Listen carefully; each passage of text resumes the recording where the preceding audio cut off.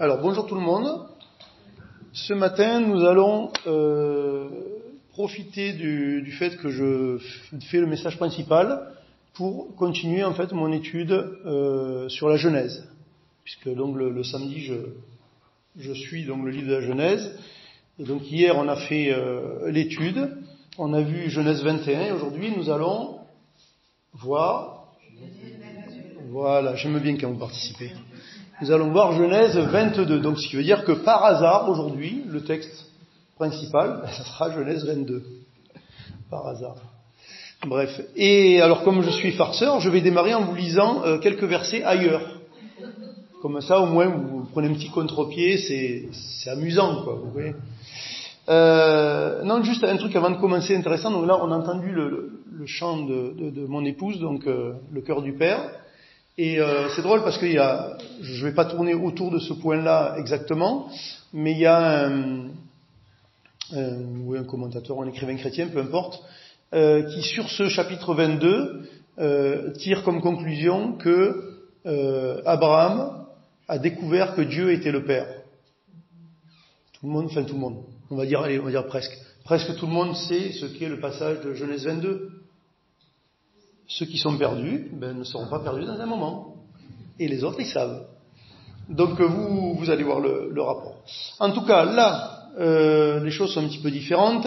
C'est juste le passage où Jésus est interpellé par un homme riche, un jeune homme riche. Il a tout pour lui, il est jeune, et il est riche. Et donc c'est en Marc 10, et on va juste lire le verset 18.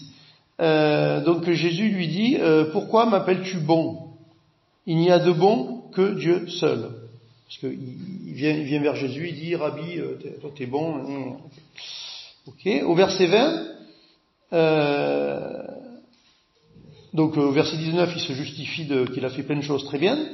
Au verset 20, il répondit donc à Jésus, Maître, j'ai observé toutes les choses dès ma jeunesse, donc les 10 commandements, tout. Et verset 21, Jésus l'ayant regardé, l'aima et lui dit, il te manque une chose.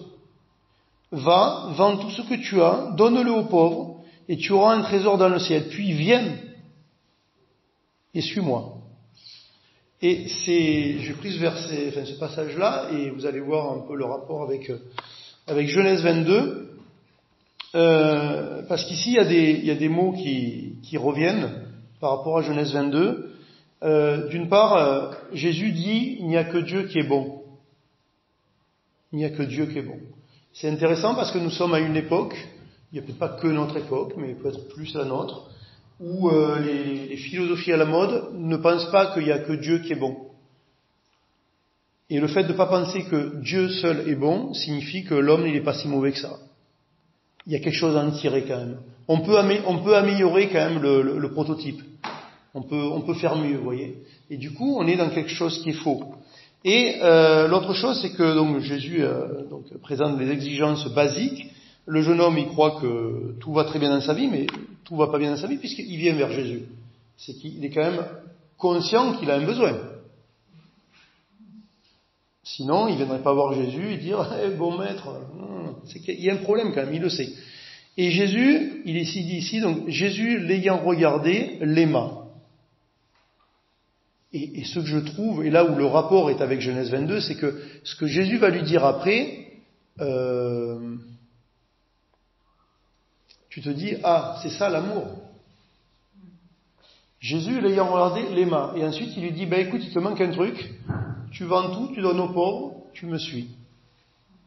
Alors si tu m'aimes, j'aurais bien aimé que tu me dises autre chose. De préférence. Ce n'est pas ma définition de l'amour. Et ce n'est sûrement pas la définition de notre époque, de l'amour.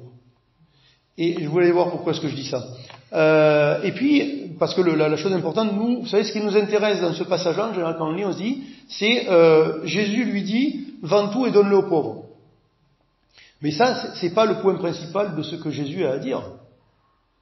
Ce que Jésus a à dire, c'est que il n'y a que Dieu qui est bon. Il le regarda et il l'aima. Et le point important, c'est viens et suis-moi. Le but de la vie chrétienne, c'est pas vends tout et donne-le aux pauvres. c'est viens et suis-moi. Lui, il avait besoin de tout vendre et de donner aux pauvres. Parce que Jésus l'a vu, l'a identifié, l'a, on va dire, diagnostiqué, et il lui a dit ce qu'il avait besoin. Il te manque une chose.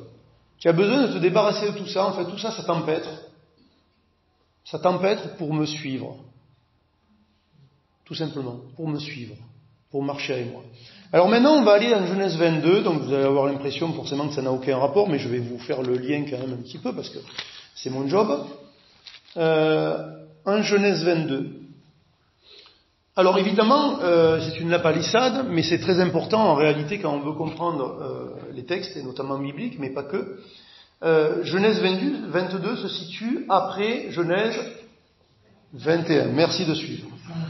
Et quand vous lisez Genèse 22, le premier verset, il démarre « Après ces choses, Dieu mit Abraham à l'épreuve et il lui dit ».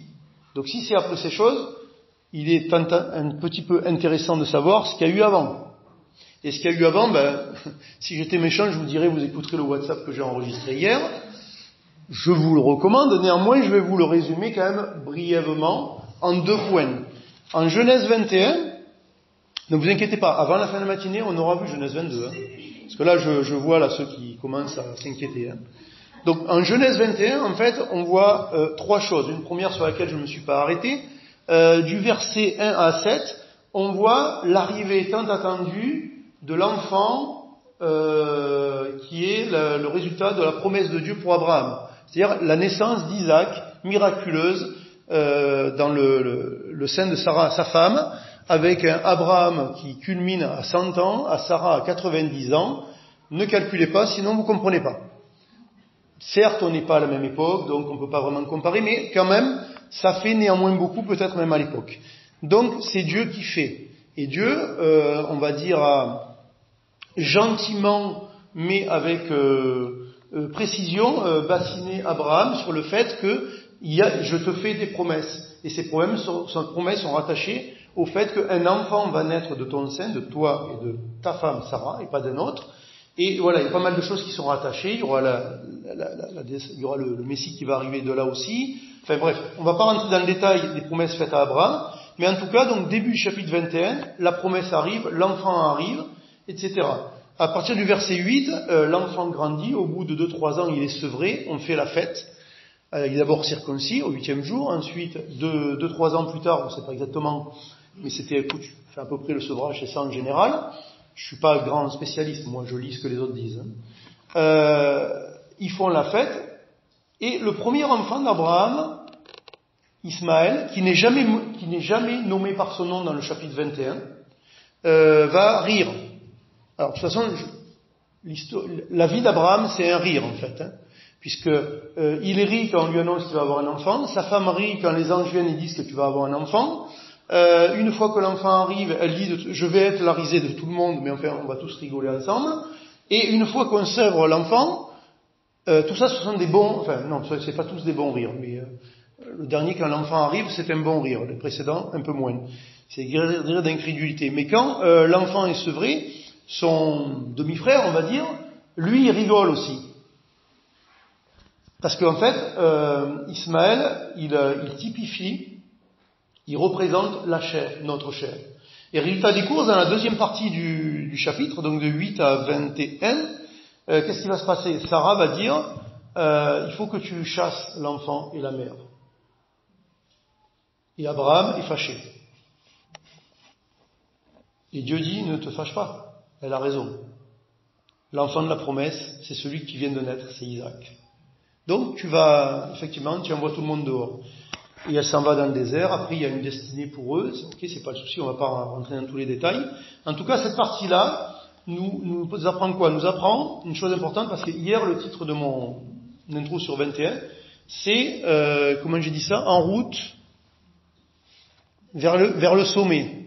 Le sommet, c'est le mont Morija qu'on va voir au chapitre 22. Mais en route vers le sommet. Pourquoi? Parce que pour arriver à vivre Genèse 22 pour Abraham, il a fallu qu'il chasse la chair. Le problème, c'est que la chair, c'était son enfant, de sa chair.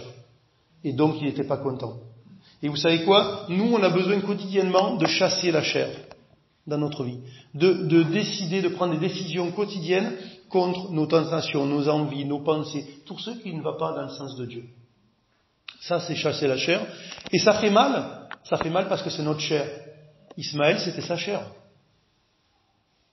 Il s'est pas trop attardé sur Agar, la mère. Par contre, l'enfant, c'était le sien. Et l'enfant, il devait avoir 16-17 ans quand même. Et au revoir.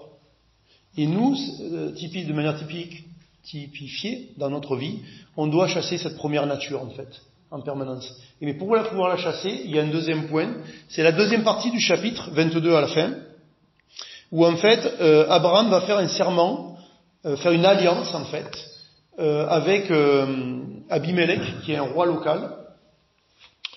Et donc, pourquoi il fait ce serment et pourquoi il donne des brebis, etc., etc. Donc ça va donner le nom de là où il va habiter, Beersheba, le puits du serment ou le puits des 7, parce qu'en hébreu ça veut dire la même chose. Pourquoi est-ce qu'il va dépenser de l'argent? Il va acheter ce puits qu'il dit avoir creusé, pour une raison très simple, parce qu'il est sur le terrain de la promesse de Dieu. Et ce qu'il va faire, c'est qu'il va pérenniser le fait que ce lieu-là, il est à lui. Et le fait de faire cette alliance avec ce roi fait qu'il a même une défense pour lui. Et surtout, il a une forme de contrat légal devant tous les nomades du coin, que ce puits, cet endroit-là, il est à lui. Et donc vous allez dire, très bien, c'est gentil, merci, tu nous apprends notre trucs d'histoire, c'est sympa. À quoi ça nous sert? Ça nous sert à une chose très simple, c'est qu'en fait, de manière typifiée, ça représente quoi? Ça représente que, d'un côté, oui, je dois chasser la chair de ma vie au quotidien, mais pour ce faire, j'ai besoin de savoir sur quel terrain je dois fonctionner. Je dois savoir quelles sont les bornes du terrain de Dieu dans ma vie. Et donc, Abraham a manifesté qu'il avait finalement appris ces deux leçons au chapitre 21, et du coup, au chapitre 22, il dit, après ces choses que je viens de dire, même si j'étais un peu long, après ces choses qui sont très importantes, on voit un Abraham qui souvent a failli par le passé, donc quand vous lisez le chapitre précédent, j'ai eu souvent, je lui ai souvent cassé du sucre sur le dos, parce que effectivement, il était blâmable, même s'il y a toujours et ça c'est important pour nous, il y a toujours, je dirais, un fond de spiritualité et quelque chose entre lui et Dieu. Même quand il s'égare, il y a toujours quelque chose qui fait qu'il va revenir à Dieu. Il y a toujours quelque chose qui fait qu'il n'a pas perdu la direction dans laquelle il va aller, vous voyez. Et donc, ce terrain, je vous dis que l'on doit connaître, ce terrain spirituel, c'est connaître le but. Savoir où est-ce que je vais. Vous savez, hier, je prenais un exemple simple, je disais, quand vous faites du vélo, si vous ne regardez pas devant vous un point fixe, vous allez vous casser la figure. Dans la vie chrétienne, si vous faites que vous bagarrez avec les éléments présents, vous allez vous épuiser.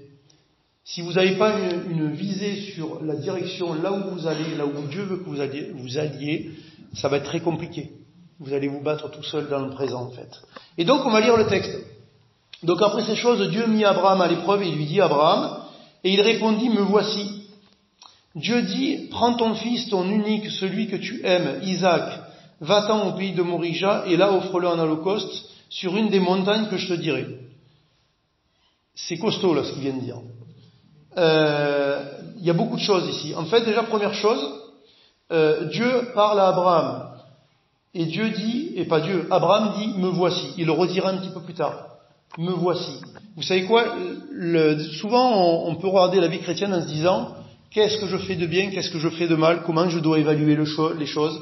Est-ce que j'en fais assez? Est-ce que je le fais comme il faut? Non, la vie chrétienne, c'est quand Dieu parle, est-ce que je réponds, me voici? Est-ce que je réponds, me voici? Ça, c'est le début. Ensuite, ce que Dieu lui dit, c'est costaud quand même. Il lui dit déjà, tu prends ton fils, ton unique, Isaac. Mais c'est pas son fils unique. Si vous avez suivi l'histoire, c'est pas son fils unique, il en a un autre. Oui, mais il a appris la leçon. Aux yeux de Dieu, en vertu de son appel et en vertu des promesses qu'il a faites à Abraham, il n'y en a qu'un. Il n'y en a qu'un. Donc, ça veut dire que Ismaël ne peut pas être le remplaçant non plus. C'est Isaac ou rien. Donc, prends ton fils unique et tu vas aller au pays de Morija et là, sur une montagne, tu vas le sacrifier comme holocauste. Alors un holocauste, dans les sacrifices qui seront demandés plus tard à Israël, c'est l'animal est brûlé entièrement. La plupart des sacrifices, on en mangeait, tout ou partie, on le partageait même souvent avec d'autres, ce qui avait pour but d'amener une communion avec les autres croyants. Mais l'holocauste, non, c'est l'extermination intégrale de l'animal. Donc là, il lui dit, ok, Isaac, celui qui est finalement le garant des promesses que je t'ai faites, tu vas aller sur une montagne et tu vas l'exterminer. Très bizarre. Parce que Dieu va de toute façon demander pas simplement demander l'inverse, mais dire que c'est une abomination. Quand plus tard Israël, par moment, fera la même chose parce que les peuplades autour le faisaient, Dieu dit c'est une abomination. Mais là, il le demande. Et ça veut dire qu'il y a une portée spirituelle là-dedans. Sauf que le problème, comme je disais hier par rapport au chapitre précédent, c'est que, oui, il y a une portée spirituelle, mais sauf que Abraham, il le vit pour de vrai. C'est-à-dire que, oui, Ismaël, son premier fils, représente la chair, sauf que il l'a chassé pour de vrai. Donc, il l'a vécu dans sa chair, le fait de le virer. Vous voyez ce que je veux dire? Donc, on continue, mais on va commenter au fur et à mesure. Au verset 3, donc Abraham se leva de bon matin, sella son âne et prit avec lui 2 serviteurs et son fils Isaac. Il fendit du bois pour l'holocauste, il partit pour aller au lieu que Dieu lui avait dit. Très intéressant, ça c'est une leçon pour nous, c'est pas le sujet principal de ce matin. Combien de temps ça a pris à Abraham pour obéir à ce que Dieu lui a dit?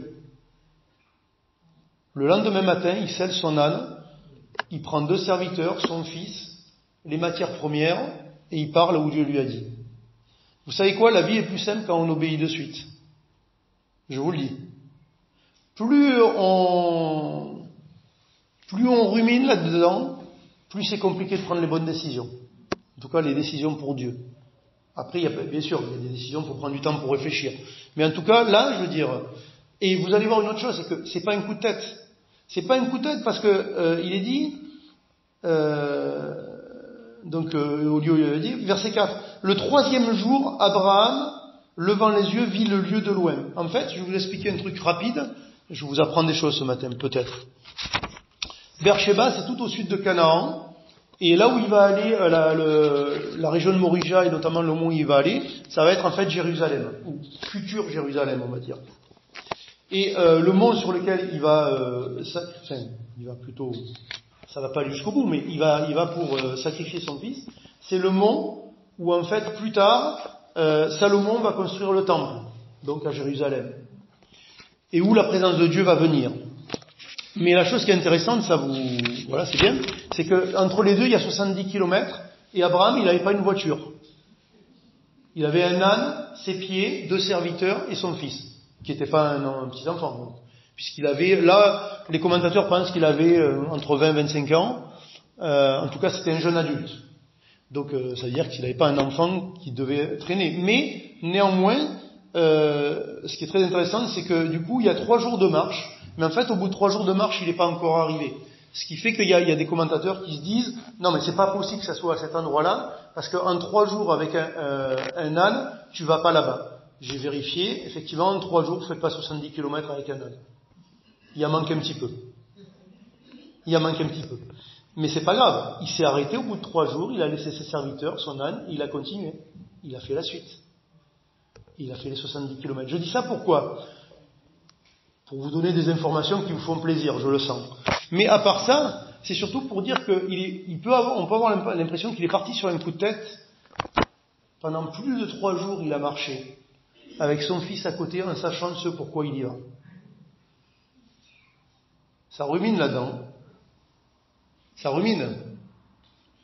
Et je vais vous dire un truc, il n'aurait pas pu le faire si ce qui est dit en Hébreu, tourne ta page, là je me parle à moi, Hébreu 11, 17 à 19, n'était pas vrai. En Hébreu 11, il nous est dit une chose, et ensuite on va accélérer sur le passage.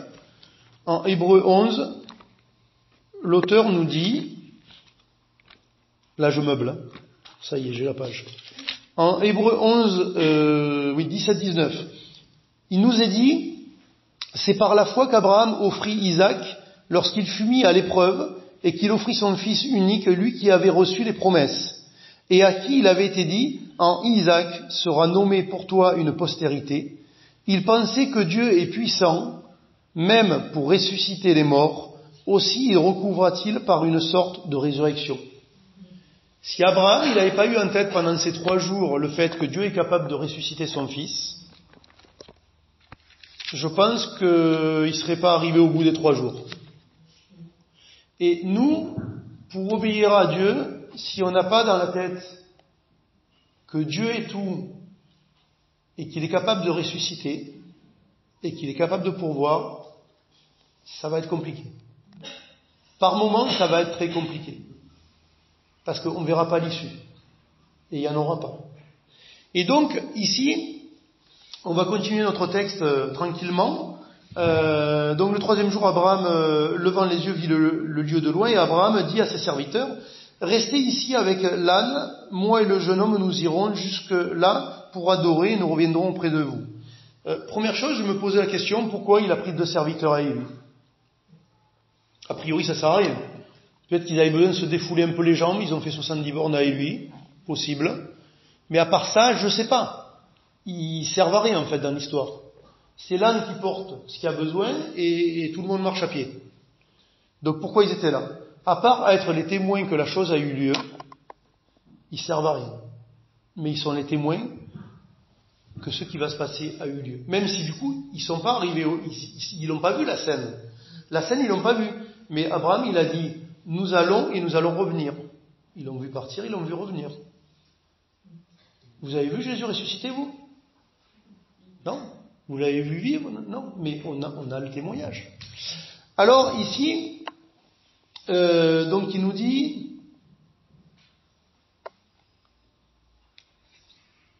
donc restez ici, voilà, moi et le jeune homme, nous irons jusque là pour adorer, et nous reviendrons auprès de vous. Abraham prit le bois de l'holocauste. Oui, alors il est dit ici, nous allons pour adorer. Au verset 2, il est dit, prends ton fils, celui que tu aimes, et ici il est dit, nous allons pour adorer. Donc en fait, ce qu'il va faire, il le considère comme étant une adoration devant Dieu. Vous savez pourquoi je vous ai lu Marc 10? Pour une raison simple. C'est que dans la bouche de Jésus, vous voyez par ce qu'il a dit et l'attitude et la scène avec le jeune homme riche, que l'amour n'est pas un sentiment juste agréable. Que l'amour est une décision et quelque chose de bien tranché. Et ici, en Genèse 22, ce qui est très intéressant, c'est qu'en fait, c'est le premier endroit où le mot amour et le mot adorer sont utilisés dans la Bible. Et le contexte est un sacrifice, pas un sentiment. Et ça doit être une leçon pour nous, de savoir que, oui, on est d'accord, l'amour c'est aussi des sentiments, c'est ok, on va se faire des bisous, tout ça. Mais l'amour devant Dieu, et notamment l'amour agapé qui nous est décrit dans le Nouveau Testament, l'amour de Dieu, c'est pas une émotion qui passe et qui vient. C'est une décision, c'est quelque chose de beaucoup plus profond. C'est quelque chose qui est choisi. Et ça doit être le cas quelque part dans toutes nos relations. Ce qui ne veut pas dire qu'il ne doit pas y avoir de sentiments avec. Mais, en tout cas, sachons où sont les choses. Et du coup, l'amour de Dieu est de la même manière, parce que Dieu nous a aimés en envoyant Jésus mourir sur une croix. Et cette scène-là typifie ce qui y arrivera plus tard. Puisque ici, Isaac, l'enfant, il représente tout simplement Jésus-Christ qui vient comme sacrifice volontaire. On va voir dans la suite du texte que il se rebelle pas. Abraham, on va dire 120 ans, il prend son fils, il le met sur l'autel. Ça va, ça passe impeccable. Où il est, Abraham, il représente le Père dans cette situation-là, Dieu le Père, qui sacrifie son fils pour nous. Le bélier qu'on verra à la fin, il représente quoi? Il représente Christ, dans le sens que Christ est notre substitut. Et le fait que Isaac ne meure pas ici représente la résurrection de Jésus-Christ. C'est ce que nous avons lu en Hébreux 11, 19. Il est dit, il retrouva son fils par une figure, une préfiguration de la résurrection. Alors on va lire la suite et on accélère. Donc ici, Abraham Oui, donc tout ce qu'il va faire, l'idée c'est on va adorer. Et ça c'est aussi important pour nous parce que quand Dieu me demande quelque chose de difficile, est-ce que je comprends que mon obéissance est un acte d'adoration? Ou est-ce que je suis là et dans ma réflexion c'est faut serrer les dents, faut aller au-delà, faut souffrir un peu parce que faut souffrir, hein. Non. Quand Dieu te demande d'obéir à quoi que ce soit, ça peut être difficile. Même je dirais quelque part c'est souvent difficile parce que à partir du moment où vous obéissez, c'est que vous n'avez pas envie au départ. Si vous avez envie, c'est pas de l'obéissance, c'est simplement très bien, c'est super, on est d'accord. Donc je vais faire ce que tu me dis, on est d'accord. Quand vous avez un ami, des fois il vous dit tu peux me prêter ta voiture, peut-être ça me pose pas de problème. Donc j'obéis, mais en fait c'est pas de l'obéissance, juste on est d'accord sur la chose. Mais très souvent, effectivement, on n'est pas d'accord avec Dieu. On n'est pas d'accord avec Dieu. Et là, mon obéissance forcément va contre mes intérêts, mes envies, mes aspirations, la manière dont je pense et je vois les choses et je les ressens. Et donc, effectivement, il y a besoin de quelque chose qui va un peu au-delà de moi, et j'ai besoin de le regarder comme étant un acte d'adoration. Mon obéissance envers Dieu, c'est un acte d'adoration. C'est pas un sacrifice dans le sens péjoratif que j'ai de la chose. Vous comprenez? Je dois me priver. Non, tu dois adorer. Tu dois adorer celui qui mérite d'être adoré. Qu'est-ce qu'il a dit en Marc 10? Dieu seul est bon. Jésus a dit, Dieu seul est bon. Pourquoi tu dis que je suis un bon maître? Dieu seul est bon. Quand Dieu seul est bon, ok, ça peut aider. Alors on continue, et une très jolie phrase qui est répétée aussi 2 fois ici. Je vais vous lire carrément les 2 versets, 2-3 versets, parce que comme ça vous allez voir que c'est encadré. Au verset 6, donc Abraham prit le bois de l'Holocauste, le chargea sur son fils Isaac, et porta dans sa main le feu et le couteau. Et ils marchèrent tous deux ensemble. Ensuite, alors Isaac, parlant à Abraham, son père, dit, mon père. Et il répondit, me voici mon fils. 2e fois, me voici. Isaac reprit, voici le feu et le bois, mais où est l'agneau pour l'Holocauste? Abraham répondit, mon fils, Dieu se pourvoira lui-même de l'agneau pour l'Holocauste. Le terme ici pour pourvoir, en fait, ça parle même plus de voir que de pourvoir. Mais dans le contexte de la situation, c'est pourvoir. Mais ça parle de voir. Dieu, il a déjà vu la solution avant qu'on y soit. Jésus est l'agneau de Dieu, immolé avant la fondation du monde. Quand Adam et Ève ont péché dans le jardin, la solution, Dieu la voyait déjà. Dieu la voyait déjà. Donc, et il marche là, donc, ok, on continue. Abraham répondit, mon fils, Dieu se pourvoira lui-même de l'agneau pour l'Holocauste, et ils marchèrent tous deux ensemble. Ça, c'est beau. Et ils marchèrent tous deux ensemble. Le Père et le Fils qui marchent tous deux ensemble. Et nous, dans notre... Voyons la vie chrétienne de cette manière-là. Est-ce que je marche avec Dieu? Mais il s'est répété 2 fois. Mais ce qu'il y a entre les deux, ça fait mal quand même. Le Fils, il dit quand même au Père, c'est même pas un reproche, juste un questionnement, mais tout à fait rationnel et normal. On va pour offrir un sacrifice. Donc je vois qu'il y a tout, il manque juste l'agneau. Il est où? Mon fils, Dieu se pourvoira. Dieu voit déjà la solution. Et ils marchèrent tous deux ensemble. Nous avons besoin de voir notre vie avec Dieu de cette manière-là. Nous marchons tous deux ensemble. C'est pas je marche vers Dieu, je marche pour Dieu, je marche pour... Des fois, vous savez quoi? C'est je marche pour les autres. Vous savez quoi? Il y a un problème dans la demande de Dieu ici. Enfin, il y a des problèmes, il n'y en a pas qu'un. Mais il lui dit, prends ton fils ton unique, Isaac. Bon, déjà, ça fait mal aux tripes. Deuxièmement, et là où il y a un gros souci, c'est que quand même, pendant des années, Dieu lui dit, tu vas avoir un fils, et je te promets un certain nombre de choses, et c'est par ce fils que tu vas les avoir. Abraham, il devrait être là, il devrait dire, attends, mais si on le tue, là... Alors déjà, c'est pas bien de le tuer, je comprends pas comment est-ce que tu peux accepter l'idée que j'aille le sacrifier, même si moi j'arrive de Ur en Chaldée, et c'est une chose qui probablement se pratiquait dans mon pays, en termes d'adoration, etc. Mais bon, mais au-delà de ça, tu es en train de me dire, on va faire disparaître en fumée les promesses que tu m'as dit, en fait. Parce que chapitre d'avant, déjà, tu m'as déjà expliqué, et même dans la manière dont tu me le présentes, que Ismaël n'est pas un plan B. Donc s'il meurt, c'est fini. Les promesses, elles sont où? Et il nous est dit en Hébreux 11, 10 à 19, que Abraham croyait que Dieu était capable de ressusciter l'enfant. Est-ce que moi je crois, quand je ne vois plus rien, quand je suis dans une impasse totale dans ma vie, dans ce que Dieu me demande, est-ce que je crois que Dieu est capable de ressusciter? Est-ce que je crois que Dieu est capable de créer à partir de rien? Ou est-ce que je crois que Dieu... Vous savez, des fois le problème qu'on a, c'est que nous sommes chrétiens et nous croyons que Dieu c'est Superman. Le problème avec Superman, c'est qu'il ne peut pas tout faire. Il est limité. Beaucoup plus fort que moi, mais il est limité. Dieu, c'est pas Superman. C'est beaucoup, beaucoup, beaucoup, beaucoup plus. Et je vais le garder pour la conclusion. Et on avance. Verset 9. Lorsqu'il fut arrivé au lieu que Dieu lui avait dit, Abraham y éleva un autel et rangea le bois.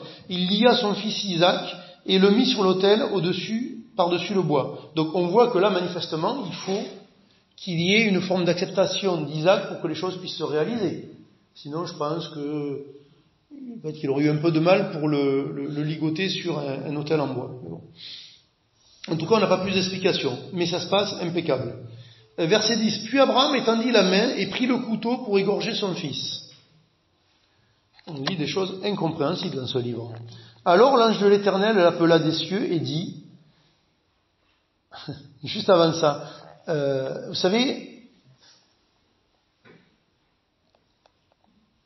si je n'apprends pas à entendre Dieu me parler, c'est très compliqué de vivre la vie chrétienne comme Dieu veut que je la vive. Parce que si Abraham n'entend pas Dieu au verset 1, ben évidemment qu'il ne va pas faire la suite. Puis il a intérêt d'être sûr que c'est Dieu qui lui a parlé quand même, parce qu'on n'est pas en train de parler d'un tour de manège. Hein. Et ici, au verset 11, ben encore une fois, il entend Dieu. Heureusement qu'il entend l'ange, heureusement, sinon on est mal barré là. Alors l'ange de l'Éternel l'appela des cieux et dit, Abraham, Abraham, et il répondit, me voici. Encore une fois, me voici. La réponse d'Abraham, me voici. D'ailleurs, pour les érudits hébreux que vous êtes, me voici n'existe pas en hébreu. Vous avez juste, il répondit.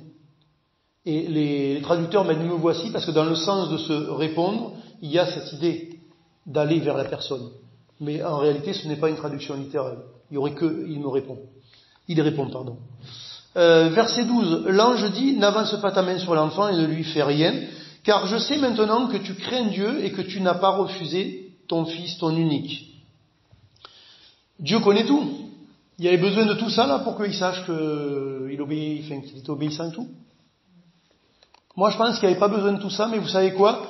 Dieu, comme j'ai dit que Dieu, il est dit les deux marchèrent ensemble et qu'avec Dieu nous marchons ensemble, Dieu ne nous propose pas de vivre une pièce de théâtre ici-bas. Parce qu'on pourrait se dire, mais finalement ça c'est une pièce de théâtre. Oui, mais Jésus sur la croix qui va ressusciter, c'est une pièce de théâtre aussi. La différence avec une pièce de théâtre, c'est que les choses ont été vécues réellement. Et si vous voulez, Dieu savait qu'Abraham aurait obéi. Il le savait. Mais Abraham a obéi. Dieu le sait si vous allez obéir ou pas. Mais quand vous obéissez, vous le savez. Celui qui a le plus appris ici, c'est Abraham. Il a appris qu'il a obéi. Dieu savait ce qui allait se passer. Mais lui, Abraham, avant que les choses se passent, c'est comme nous.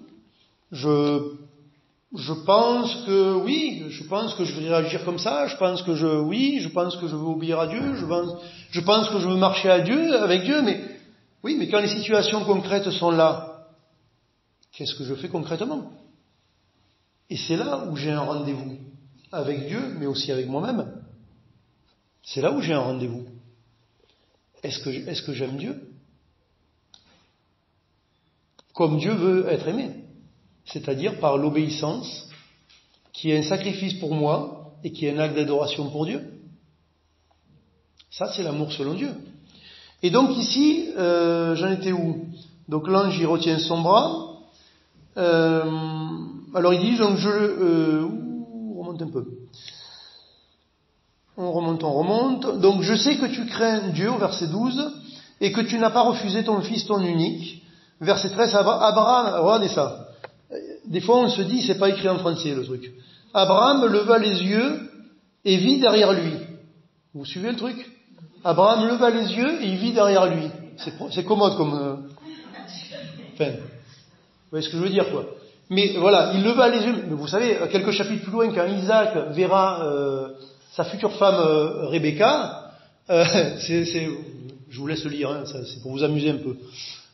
Les deux lèvent les yeux. Sauf qu'il y en a un qui est dans la plaine, l'autre est dans la montagne. Les deux lèvent les yeux et ils se voient. La Bible est un livre fantastique quand même. Hein. Vous levez les yeux, vous n'êtes pas à la même altitude, tous les deux vous levez les yeux, mais vous vous voyez. Et Dieu a parlé. Waouh! Donc ici, lui, il lève les yeux et il voit le bélier derrière lui. Encore une fois, donc je pense qu'il a levé les yeux, ok, je ne sais rien, moi j'étais pas. Mais en tout cas, pour nous, ça veut dire quelque chose. Ça veut dire que je vais voir les provisions de Dieu derrière moi, parce que naturellement, elles sont derrière moi, je ne peux pas les voir. En levant les yeux vers lui. Est-ce que je lève les yeux? Sinon, je les vois pas. Je vois pas le bélier derrière. Soit dit en passant, ça veut dire qu'on peut faire des bêtises, parce que là, si on reste dans le contexte, zip, la lame, elle a bien marché. Donc voilà, donc c'est quand même intéressant. Donc, il leva les yeux, mais le bélier était derrière quand même. Hein. Donc, Abraham leva les yeux et vit derrière lui un bélier retenu dans un buisson par les cornes. Il n'a même pas besoin de l'attraper, le bélier, il est déjà... Oui, tout est préparé, les enfants. Tout est préparé. Mais il faut marcher sur le chemin de Dieu à la manière de Dieu.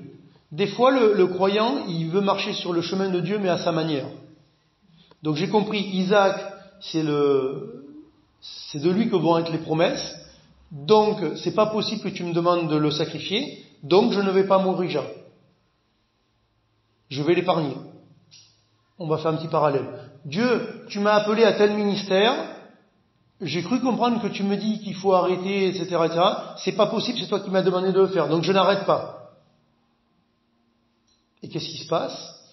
Tu as refusé la mort extérieure du ministère, de ce que Dieu t'a demandé. Tu vas commencer, toi, à vivre la mort à l'intérieur. Parce qu'en fait, tu ne trouves plus la vie. Dieu veut te donner la vie ailleurs. Et toi, tu veux continuer dans ce que Dieu t'avait demandé avant. De chanter, de prêcher, de ceci, de cela, je ne sais rien. Est-ce que j'ai le temps de le dire? Non, j'ai pas le temps, je suis en retard. Donc je le dis pas. C'est pas grave, vous le saurez pas. Donc la suite, voilà, on va s'arrêter là pour ça. Et juste, je vais tirer une petite conclusion extrêmement rapide. Vous savez quoi?